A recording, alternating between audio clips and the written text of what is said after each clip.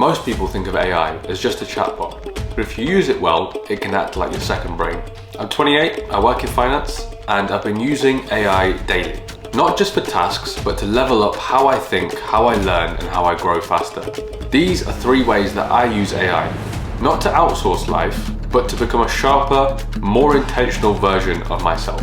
The 3 things I'm going to talk about specifically are how to use AI as a thinking partner in 3 key states and difficulties that you face in everyday life. The first is when you're stuck, the second is when you're procrastinating, and the third is when you're ignorant. So the first way I use AI, and this is probably the one that I use the most often, is when you're facing difficulty and confusion. You don't know what to do, but you know you need to do something. Maybe it's work, maybe it's a personal issue, or maybe it's something internal. What most people do will overthink and put this off and procrastinate and just put it out of sight. Immediately now, when I face this sort of internal friction, I'll immediately open up ChatGPT and articulate exactly how I feel in the moment. And there are absolutely no filters here. You just need to be honest with yourself about how you feel. Let's go into an example of exactly how I would do this right now. I feel like I've had a bit of a low week last week with my motivation, and I feel like I'm a little bit out of routine and I need a bit of momentum to get me going.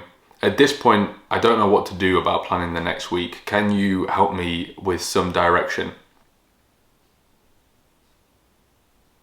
So immediately you can see that it's really empathetic, and you can tell it not to be if you really want that, but here you can see we've got a really clear step framework here. So you've gone from having these thoughts in your mind and then you're trying to figure this out and trying to figure out a step forwards. You've now taken yourself from this overthinking stage to now you've actually got something to work with to move forwards. And you can see it's immediately come up with 4 steps here. Reset the frame and don't chase big. So trying to limit your overthinking to the current frame.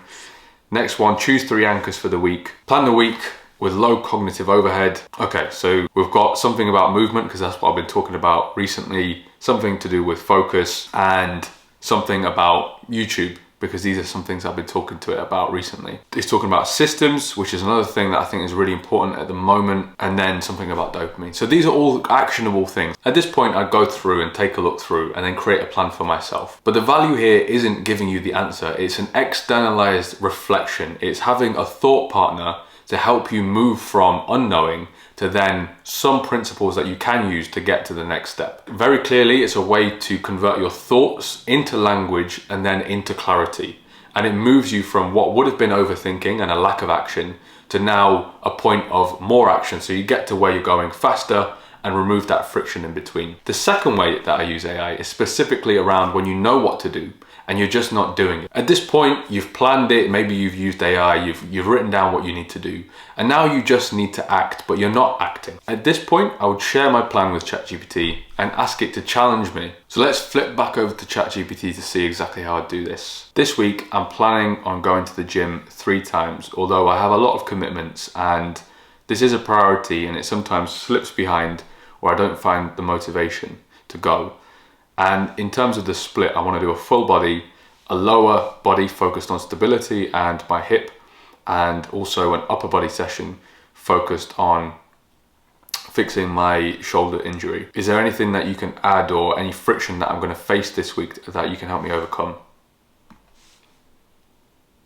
So at this point, you can see that I have a plan and now I need to act. And immediately you can see likely friction points, and immediately you've got some help. Pre-book your sessions. This is something that I actually do a lot myself. When I have a plan, I immediately time block that, and then I have it as the first thing that I'm going to do. I prepare for it the night before. So pre-book the sessions. If it's scheduled, it's sacred. And I strongly believe in this. If there's something that goes into my diary and I know about it very clearly when I check in every day, it's going to be done. And if it's not scheduled, it's much more likely not to happen. And you can see another one here as well. Everybody faces that friction when you're tired and you really don't want to do it.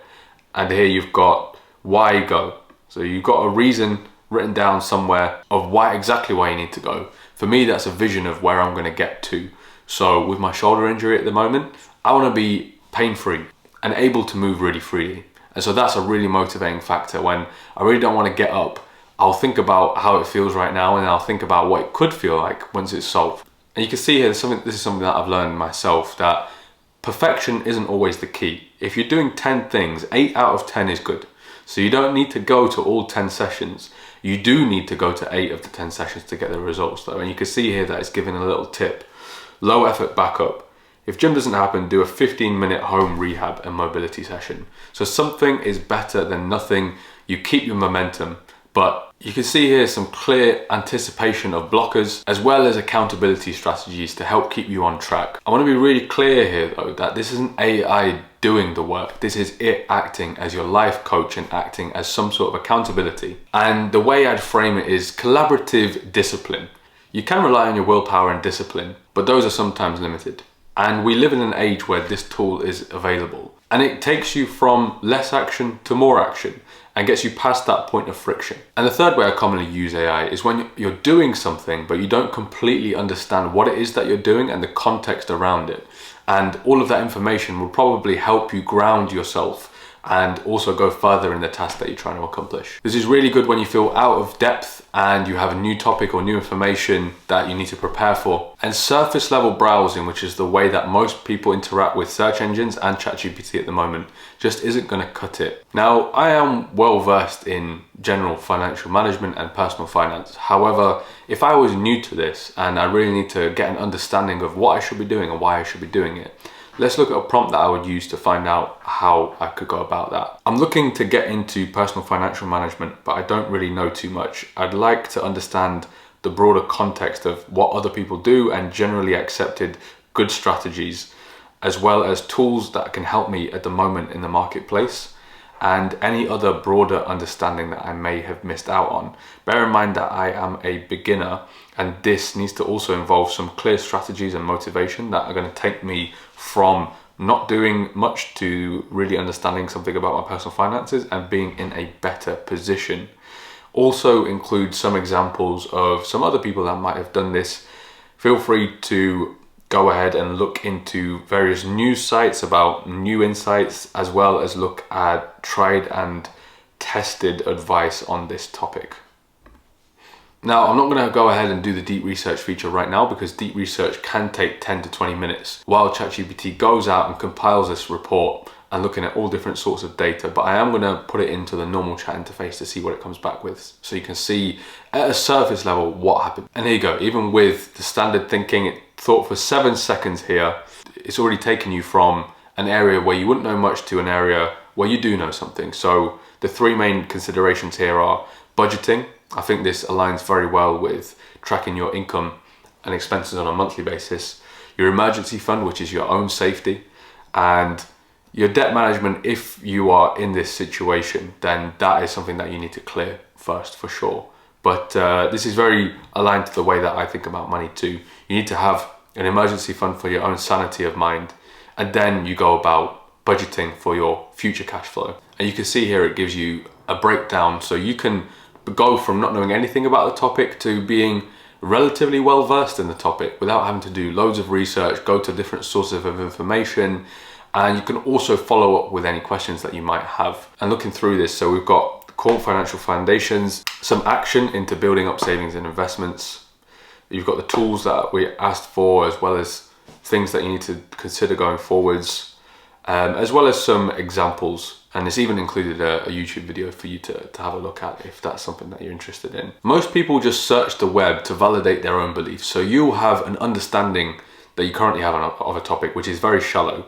And then you ask some really shallow questions to understand that a bit further, and it confirms what you already know. In this way, you're opening up your mind to a whole swathe of information that is structured in a way that will get you from not knowing very much to knowing a very broad context and becoming a little bit more of an expert. That would have taken you a really long time to get to that information. I use this one more sparingly, and you can use Perplexity as well. I believe you can use the deep research feature within that for free a few times a month. Overall, these are 3 ways that I use AI at the moment. Not to avoid thinking, but to accelerate it and take me from the point of initial friction to the point of action. It isn't here to do my work explicitly, but it is here to help me get better at doing it myself. If you want to see how I use some of these methods across finance, productivity, and building habits, then subscribe to the channel. I'll be sharing more about how I use these systems, methods and tactics to grow deliberately in the new digital age. And if that is something that you're interested in, you'll definitely love the next video right here.